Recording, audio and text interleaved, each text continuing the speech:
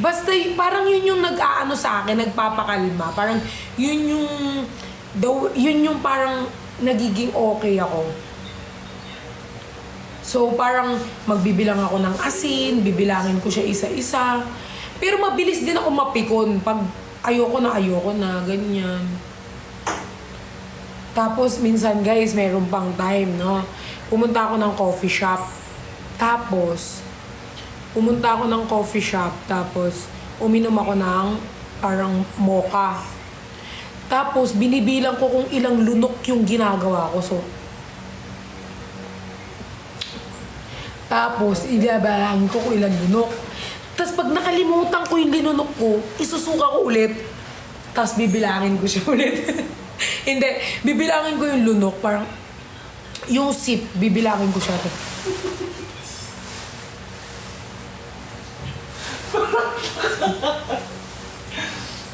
Ganyan. Kaya sobrang Jose Jeffrey. Yung Jose pwede, pero Jeffrey kasi parang bago na eh. Jose pwede, Jose. Sobrang guys, sobrang may mga weird things talaga akong ginagawa. Tapos meron pang times, parang basta may mga weird. Kaya feeling ko minsan yung mga friends ko, feeling ko may mga times na hindi nila ako naintindihan. Pero guys, si Jeff, alam nyo, si Jeff kasi guys, nasasabayan niya yung trip ko. So feeling ko guys, niya ako, parang naiintindihan. Minsan nga, gusto kong magkaroon kami parang ni Jeff. Anong tawag doon, te? Yung parang, gusto kong magkaroon kami ni Jeff ng something na tutulungan namin yung mga langgam. Magbibigay kami ng bread sa lahat ng langgam sa buong Manila. Parang gusto ko magpa-feeding sa mga langgam. Hindi ko alam kung papayag si Jeff dito sa inisip ka. Pero kakausapin ko siya. Parang gusto ko magpa-feeding kami sa mga langgam. Hindi okay lang yun. Hindi ko kayo papapayaan ni Jeff. Uy, actually, papabilin kita ng maraming bread. Kasi bread? Oo, bread. Gusto mo langgam? Oo. Pero pag-uusapan pa namin ni Jeff about it. Pero feeling ko, yung suggestion ko kay Jeff, maiintindihan niya ako. Kasi si Jeff naiintindihan niya ako any aspect na sabihin ko eh. So, feeling ko maiintindihan niya ako pag nagpa-feeding program kami sa mga langgam. So, hindi naman siya guys, diba? Hindi naman siya masama. Kasi tumutulong ka eh. Di ba nga last time guys, nung sabi ko nga sa inyo, may nakita akong langgam. Tapos nakita ko na parang nahihirapan siyang buhatin yung tinapay. Uy, totoo to. Nahihirapan siya. Kasi guys, kapag animal lover ka, kasi si Dawi. Kaya minakatin kita, te.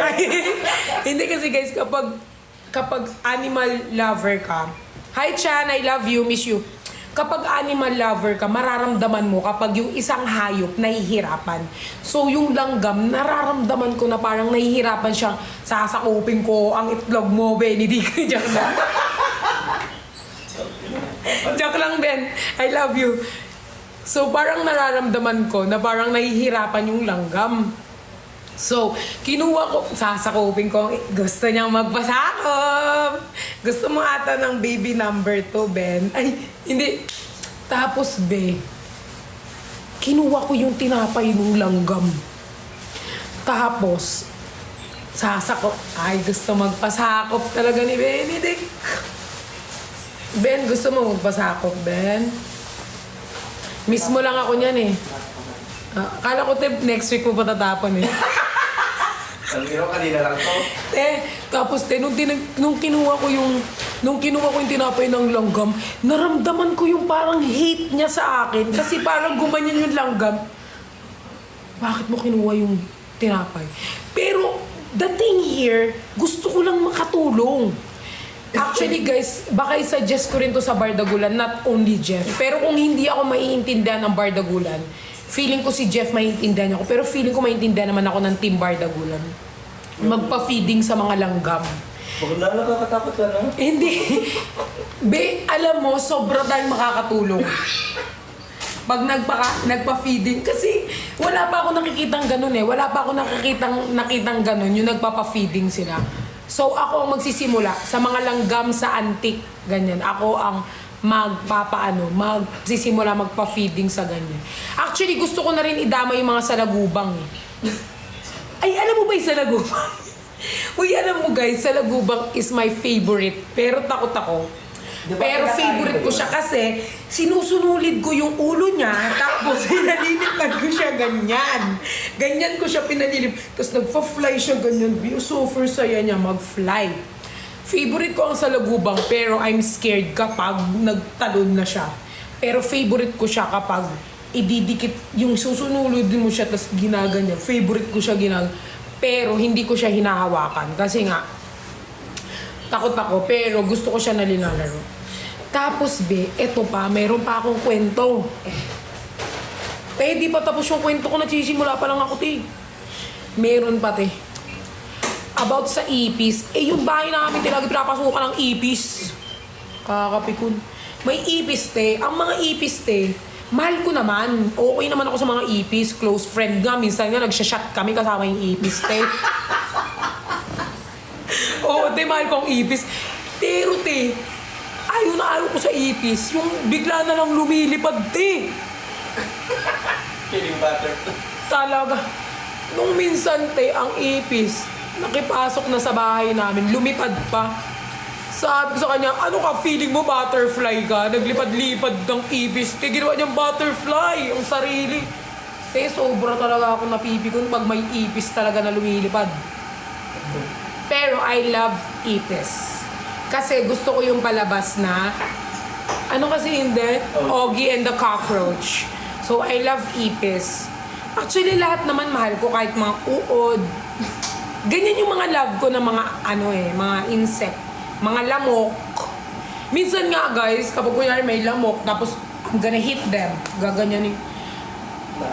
Oo, naaawa ako. Kasi parang napapatay ko sila. Hindi, pag kinagat ka ng lamok, nasiksit ka dugo mo, magkadugo na kayo. Ah, ganun? Yes, kamag-anak mo na sila. So, paano pag pinatay ko kapag kinagat ka ng lamok, magiging magkadugo na kami ng lamok. Guys, kapag daw kinagat ako ng lamok, magiging magkadugo na kami. Di pag type O ako, magiging type O na din siya. Oo. Alam mo, sobrang mahal ko yung mga ganyan. Sobra. Tapos meron pang times na, yung pamangking ko kasi guys, kutuhan, maraming kuto. Labo din ako. Tapos sobrang dami niyang kuto, Sobrang daming kuto. Nangangati tuloy ako. Sobrang dami niyang kuto. Tapos, alam mo ginawa? Sabi ko, ba't parang ang laki ng isang kuto niya, Ay, yung isang kuto pala na lalaki, tas babae, pinag-aano yun, tapos parang nabubuntis yung kuto. Asan yung titi ng kuto?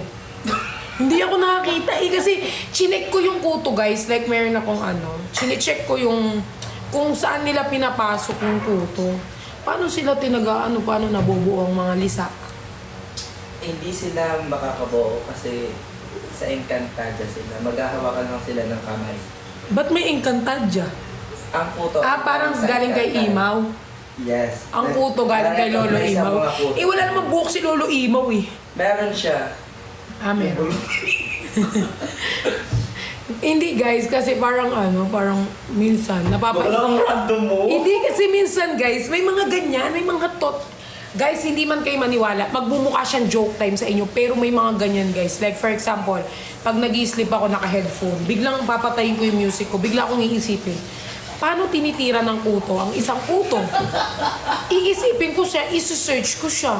Tapos hanggang hindi nasasagot yung tanong ko, hindi ako titigil. May mga ganun kasi bigla akong mapapastop like, paano naging ganito? Paano naging ganyan?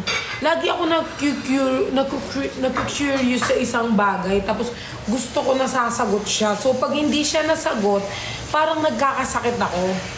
So parang yun, parang ganun lang. Nakakatakot pa natin. Kasi minsan si Dawi, tinatanong ko siya, hindi niya nasasagot yung mga tanong ko. Like for example, tatanong ko siya, saan siya galing? Saan siya nagmula? Ganon. Parang, paano siya sumulpot dito? Ganon.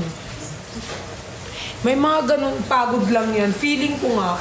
Pero guys, itutuloy ko yung feeding talaga. Tuloy yun. Hindi yun random. I-ask ko si Jeff about it kung magiging sang-ayon siya. At kung hindi siya sang-ayon, nandito naman si Dawi. At kung walang gusto sumuporta sa gagawin ko, ako gagawa nung gagawin.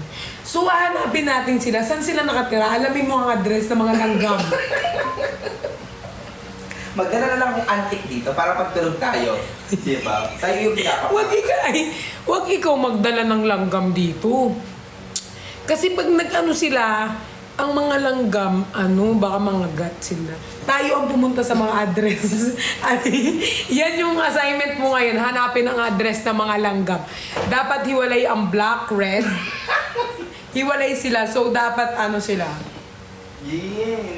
Dapat alam mo per barangay Papatulong ako.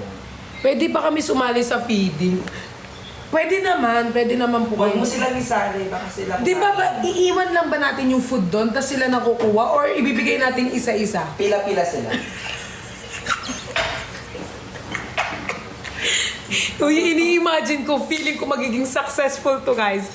This will be the successful feeding. Di ba? Marami ka mapapakain. Oo, marami ako mapapakain. Ito yung kapag tinanong ako, ano na ba nagawa mo? Nagpakain po ako ng 1,000 langgam. Marami po akong napakain na langgam. So guys, O kaya ate, feeling ko alamin mo na yung address. Pwede kang mag-chat sa mga member ng Nicolas, Pearly Shells. Kung may mga langgam sila sa kanila pupuntahan. langgam lang tutulungan mo. What if yung mga lamok, bigyan natin sa ng dugo from Red Cross? Di ba? Hindi. Yung mga lamok, next assignment yon. Yung mga viewers ko yung iaalay ko sa mga lamok. O kaya bigyan natin ng dinuguan. Di ba? Oo, pwede din. Pero langgam muna tayo kasi let's focus muna sa langgam kasi Okay. feeling ko maraming lalong tag-ulan ngayon, guys, 'di ba? Ang mga ants kapag tag-ulan, syempre nagtatago na sila ng food. So, feeling ko this is the best way na makatulong tayo sa mga langgam. 'Di ba? Kasi it's rainy season. Alam mo yun, wala silang food. O kaya ate, since langgam ang tutulungan natin, Thank you, ibahan sila. Chinggoyo. Magpa-census tayo. Mag? Census. Ano yung census? Magbahay-bahay. Sabi daw, magbahay-bahay daw kami. Oo guys, sige, pwede naman kami magbahay-bahay. Pero guys, uunahin muna namin dito sa barangay namin. Then after ng barangay, lilipat na kami. Thank you, Tony G. Tony G. Thank you for the araw. Call Jeff. Hindi ko mako-call si Jeff ngayon. Try natin. Ito yung iPad ko. Eh, wag na. Kasi guys, kapag sa call, baka hindi ako maintindihan ni Jeff. Maybe I'm gonna talk to him sa na lang. Personal. Kasi mas maintindihan ako ni Jeff kapag in-explain ko. Kasi, guys, kapag sa cellphone mo, in-explain ng isang bagay, nagkakalituhan. At least kapag sa personal, bibigyan ko siya ng platform or bibigyan ko siya ng, alam mo yun, yung papers na kailangan namin gawin. Ito ang dapat natin gawin, Jeff. Kailangan natin mapakain yung barangay nito ng puro langgam. So, paano mo i-announce sa mga langgam na pumila sila? Marunong sila even sa kanila marunong sila makipag-cooperate. Ah, sa mga langgam. Ilan kayo? Putang na yung aapakan namin kayo. Wag mong gawin. Sabi ni, oy, kawawa. Kawawa naman ng ganyan. Naiiyak ako. Sabi ni Dawi, pag dito pumila ang langgam, aapakan niya daw. Huwag apakan. May mga puso din sila. Sabi niya, pag hindi daw pumila ang langgam, guys, aapakan niya daw. Huwag ganyan. Ganun na lang natin, like, okay, everyone, magpila na tayo. After pila, bigay tayo ng tinapay sa kanila. And then, pwede rin tayo mag-adopt ng... Uy, gusto ko mag-adopt ng langgam. And pwede ko silang pangalanan. Siguro kukuha ko ng 5 langgam. Papangalan ko ng Jeff, Josh, Nico, Brian, and RZ. Maybe, di ba? Cute. Mag-aampun ako ng 5 langgam. Okay, are you ready na mag-ampon ng 5 langgam? Pero dapat yung mga langgam na yung scholar sila. What do you mean scholar? Nag-aaral sila ng mabuti. So, papaaralin ba natin ang mga langgam? Oo. Ay, surot. Ang surot kasi, ano siya, so, soffer bantot. At saka hindi sila pwede. Parang ang bantot niya, parang buong bahay mangangamoy. So, maybe ang surot, magiging ano namin kay surot, tulong, siguro on 2027. Sa ngayon, wala pa sa schedule si surot. So, mag-focus tayo sa langgam. Ang tatawagan, ang pangalan ng 5 yon is Yes My Langgam. Why? Bakalo lang ako.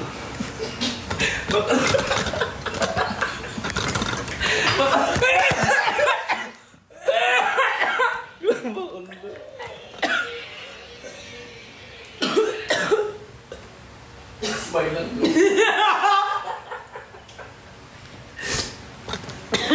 Sorry, Yan, mamamatay. Wait lang, babe. Wait lang. Hindi ako makahinga. Kaya mo yan. Gago.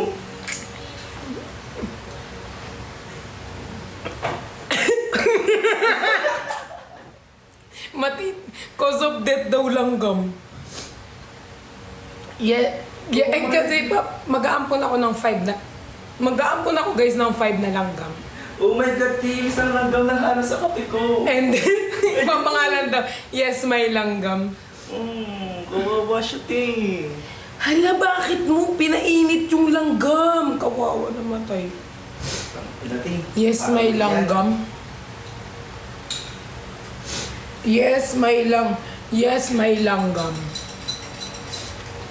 Diba? At least YML pa rin. Prank call kay Jeff. Nanonood talaga si Jeff ng live ko.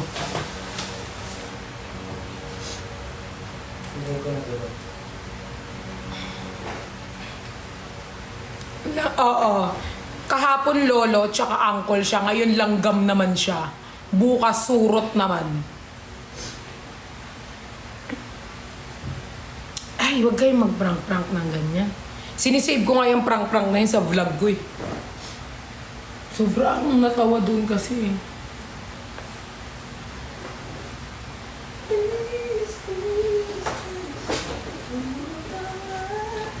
Mi, pagdasal mo walang pasok bukas, huwag ka na mag-aral, be. Naiya ka pa eh, huwag ka na mag-aral. Huwag ka na huwag ka na mag-aral. Mag-ano ka na lang, magtambay, ganun. Prove I'm right.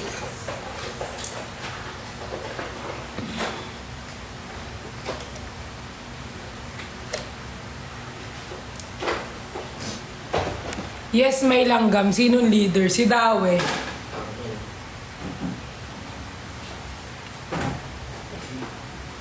One, two, three! Yes, my aunts. Aunts na lang. Gagi. Gagi ka.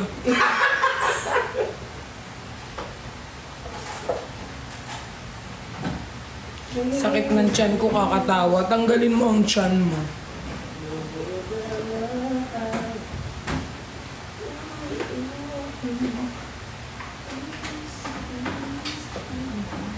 Sige, magtawag tayo ng mga